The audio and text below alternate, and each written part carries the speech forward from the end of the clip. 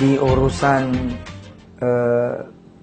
menunjuk-menunjukkan, arah mengarahkan, promo mempromosikan, jual dan menjualkan, terus merekomendasikan, ini sebenarnya kegiatan yang sehari-hari kita lakukan. Ada tukang gado-gado enak tuh gitu. Ada tukang bakso enak banget. Tukang nasi goreng di sono, no. Wah top bener. Sekolah di sono aja bagus. Oh mondok di sono aja keren. Atau gua kalau kerja di situ tuh enak. Atau nih barang keren bener. Ada yang jual barang tuh bagus banget. Nah sebenarnya semua ini udah kita lakukan. Cuman ada yang dilakukan sama orang lain juga. Seperti mereka mengiklankan dirinya, ya, atau agensi mengiklankan dirinya. Nah, dengan bermulti level sebenarnya, kalau yang dimaksudkan adalah memotong jalur distribusi, jalur promosi, jalur marketing, lalu anggarannya, budgetnya menjadi bisa dinikmati bersama, itulah sebenarnya multi level yang benar. Dengan tidak naik-naikin harga kena-kenanya gitu loh, karena pasaran gelap, main digelapin betul. Nah, itu jadi money game, jadi nggak jelas gitu. Tapi kalau terukur, terarah, masuk akal, dan tidak yang diputerin itu bukan duitnya orang, insya Allah paytrend seperti itu gitu. Orang beli pulsa, beli tiket kereta api, pesawat di website A, website B, di supermarket A, supermarket B, swalayan A, swalayan B, kios A, kios B, di orang A, orang B. Terus dia merasa senang. Lalu dikasih tahu sama orang lain, beli di situ aja, beli di situ aja, beli di situ aja. Nah, tapi dia nggak dapat apa-apa. Tidak ada hak dia atas telunjuknya, atas informasinya. Nah, berbeda dengan multi level. Kalau multi level kemudian ada hak yang kemudian dibagi. Karena informasi itu menjadi berharga kalau di dunia multi level. Saya tidak malu mengakui bahwa Petra ini multi level. Petra ini multi level. Tapi alhamdulillah ketika kemudian kami ke BKPM ya, kami ke instansi-instansi terkait, mereka kemudian jadi berdiskusi karena ini nih beda nih, ini multi level transaksi gitu. Awalnya sempat terjadi diskusi yang lumayan menggairahkan. Saya tidak bilang panjang, tapi menggairahkan karena pemerintah sendiri menganggap ini menarik nih. Karena kan digital society memang lagi digalakkan oleh pemerintah. Nah kita kan sudah digital society, kemana-mana kita cuma bawa handphone yang di dalamnya ya sudah terjaring ke bank masing-masing, ya tinggal klik bayar ini bayar itu udah beres, sudah nggak bawa duit lagi. Pemerintah nggak capek-capek melakukan serangkaian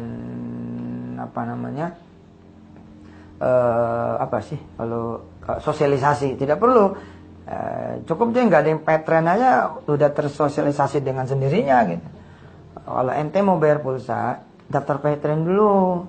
Ya namanya orang daftar Paytrend ya wajar lah kalau ada biaya kan. Ke bank orang naruh duit, Paytrend ada pendaftaran. Biasa itu. Nah ketika pendaftaran, teman-teman yang ahli syariah bilang ya kalau udah duit pendaftaran sih sebenarnya duit ente bagiin sesuka ente aja dengan syarat A, B, C, dan D.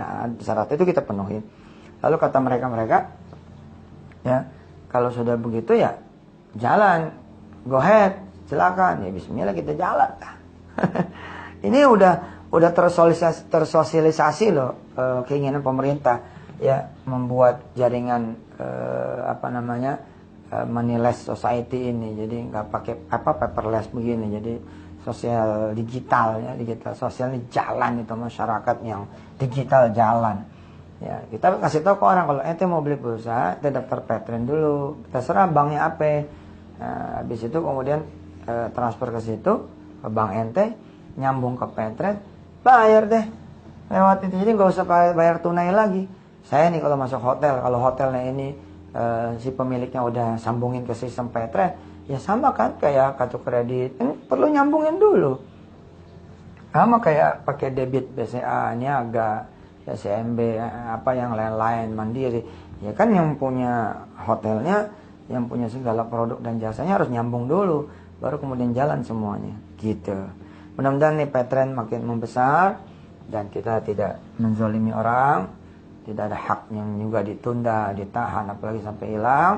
Dan yang kita bagi-bagiin bukan duit orang, tapi keringat kita, hasil dari fee transaksinya. Dan yang Masya Allahnya lagi adalah ketika sudah terkumpul di satu titik, sudah berkumpul di satu keluarga, maka kekuatan berjamaahnya dahsyat. Dahsyat. Contoh, sebagai seorang kepala cabang dari sebuah bank, terus tidak tercapai nih target penabung dan deposito akhir bulan, saya akan telepon kepada teman saya, Mas punya teman nggak? Ustadz punya teman nggak? Kiai punya teman nggak?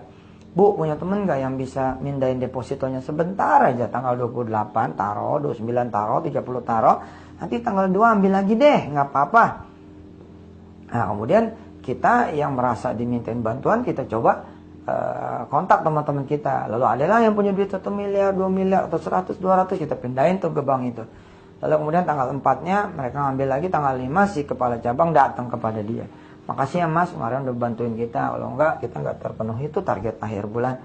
Terus dia bawa hadiah ada tuh, pulpen, payung, kemudian agenda. Nah, itu kan ada value-nya tuh sebenarnya. Bayangin kalau 100-an orang yang dia kumpulin, kemudian dianterin ke bank. Ada 1.000 orang, apalagi sampai ratusan ribu orang, sampai jutaan. Wah, apalagi kalau kemudian si kepala cabang bilang begini, bilangin dong sama temen yang naruh kemarin itu, taruh lagi tapi jangan 2-3 hari. Ambilnya 5-6 bulan yang akan datang gitu.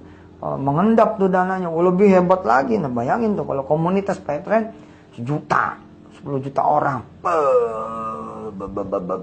Kita bisa ngakuisisi bank manapun 1 hari itu.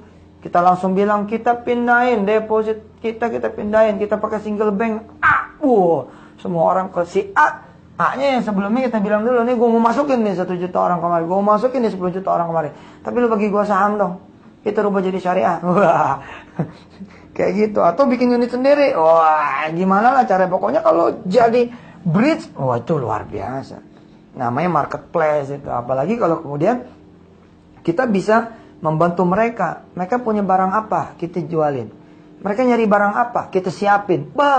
Kita menjadi perpanjangan tangan industriawan, kita menjadi perpanjangan tangan produsen, dan mempertemukan juga konsumen. Hidup ini kan semuanya butuh dan membutuhkan, nyari dan mencari. Betul nggak? Cari dan dicari, perlu dan diperluin. Wah, keren itu.